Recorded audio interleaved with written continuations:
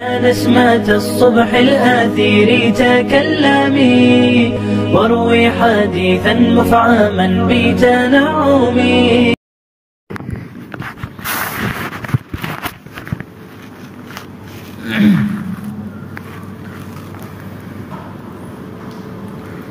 الحمد لله وكفى وسلام على عباده الذين اصطفى أما بعد. أعوذ بالله من الشيطان الرجيم. بسم الله الرحمن الرحيم.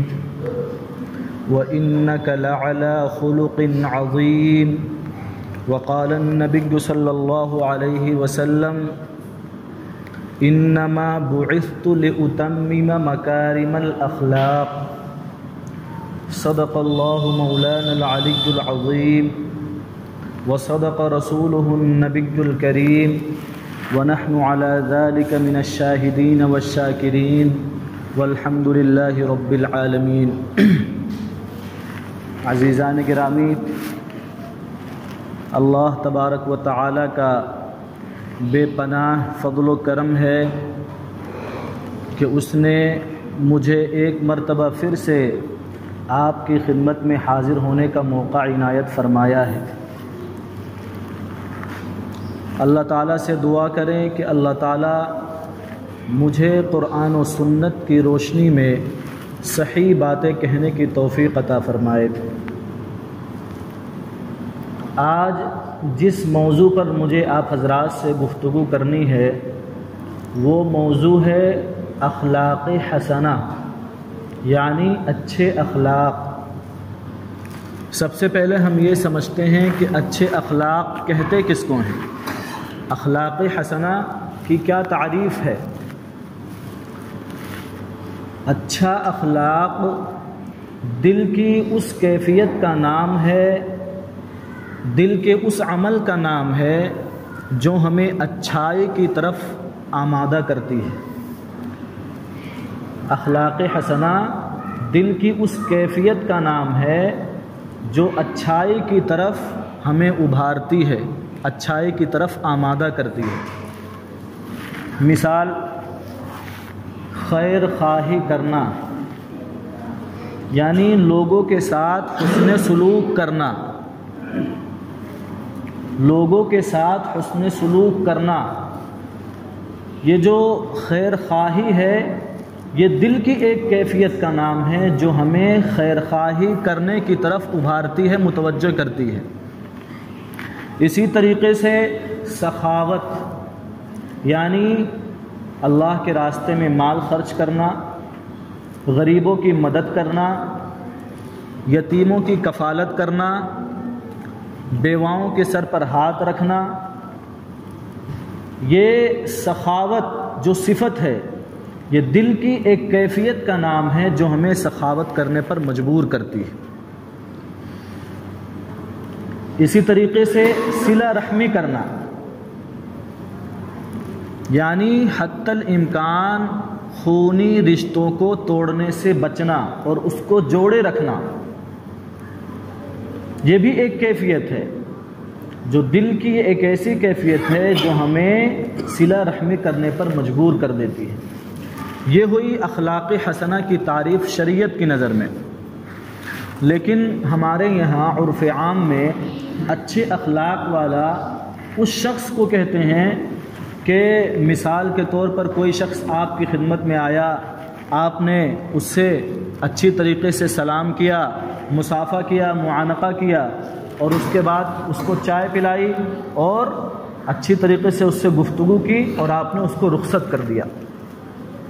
اس نے لوگوں میں جا کر کہا کہ مولانا صاحب نے ہمارے ساتھ بہت اچھا اخلاق پیش کیا ہے، بہت ملنسار ہے، بہت اچھے ہیں. ہم اور آپ اس کو اچھا اخلاق سمجھتے ہیں، حالانکہ یہ حقیقت میں اچھا اخلاق نہیں ہے. کیوں؟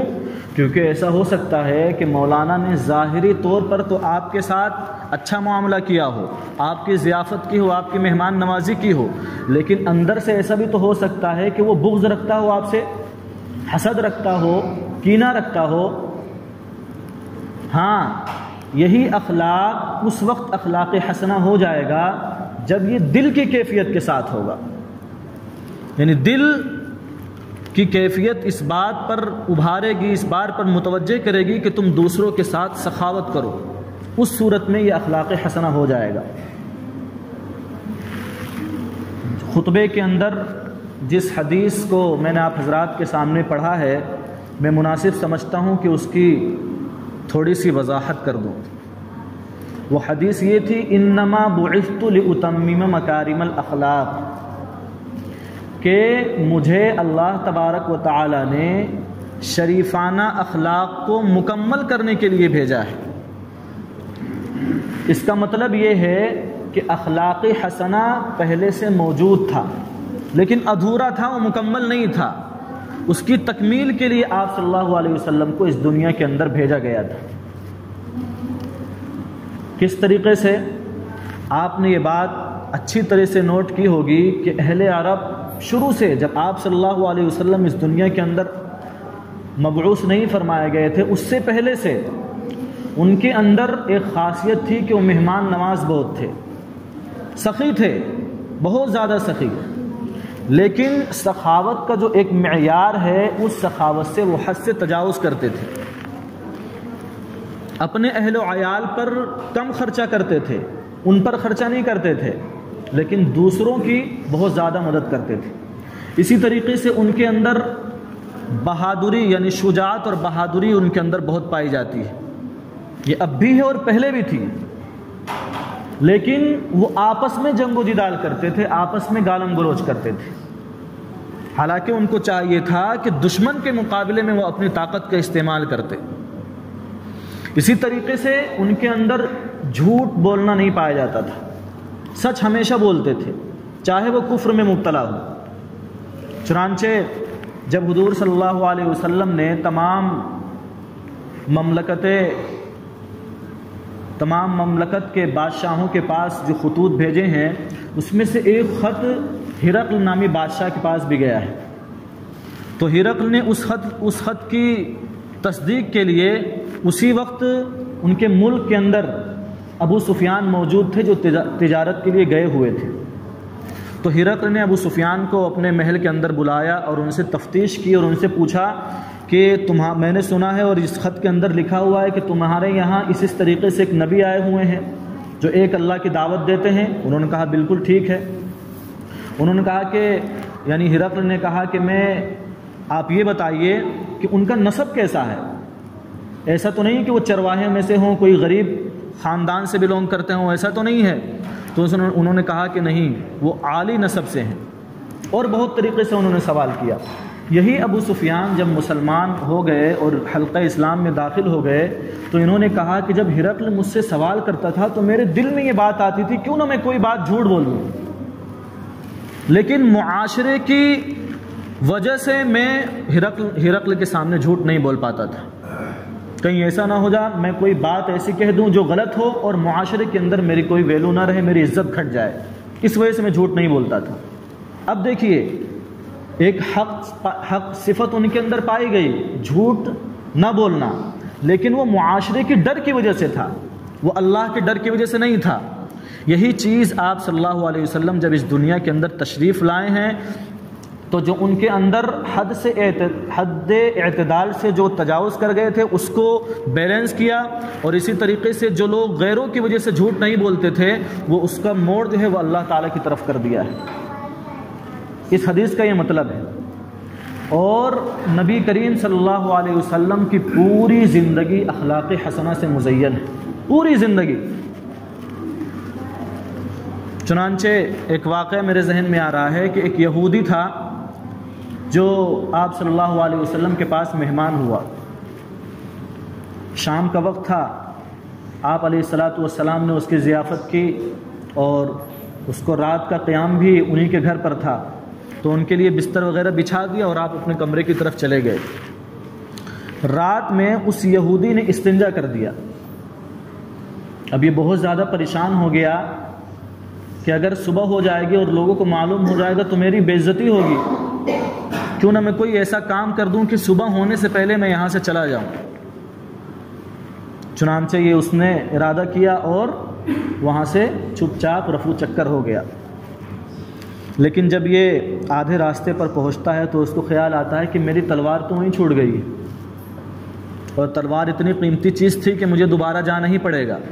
پھر وہ شخص دوبارہ آپ صلی اللہ علیہ وسلم کے پاس آیا اور اس نے دیوار کے اوپر سے جھانک کر دیکھا تو کیا دیکھتا ہے کہ آپ صلی اللہ علیہ وسلم اپنے ہاتھوں سے اس استنجا کو بستر سے صاف کر رہے تھے۔ بس اتنا اس کا دیکھنا تھا کہ وہ فوراً آیا اور آپ کے پیروں میں گر گیا اور اس نے کہا کہ سب سے پہلے آپ مجھے کلمہ پڑھا دیجیے۔ یہ تھے آپ کے اخلاق حسنہ۔ اور اس کے بعد بہت دنوں کے بعد علماء دیوبند کی میں ایک مثال دے دیتا ہوں۔ حضرت مولانا حسین احمد مدنی علیہ الرحمہ ایک مرتبہ ٹرین کے اندر سفر کر رہے تھے،